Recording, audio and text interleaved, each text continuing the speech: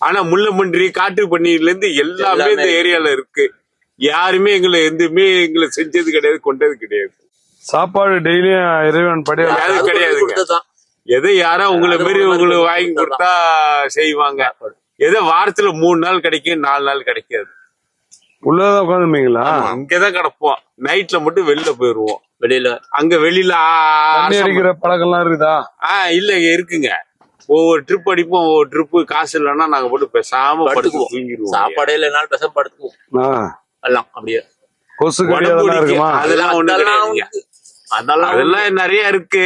அது நாங்க யோசனை உங்களுக்குள்ள திருட்டு போறதும் உண்டா? இருக்குங்க. நிறைய இருக்குங்க.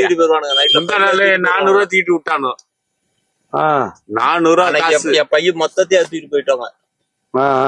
அப்படி துணிமணி எல்லாமே. ஏன் இந்த சன்னியாசி வாழ்க்கை உங்களுக்கு? எனக்கு உடம்பு சரியில்லை, கால் உடஞ்சி போச்சு. கால் எனக்கு இந்த பக்கம் ஆபரேஷன் பண்ணி எனக்கு 2 பக்கம் ஆபரேஷன், 2 சீல் போல்ட் எல்லாம் போட்டிருக்காங்க. இதுல போட்டிருக்காங்க.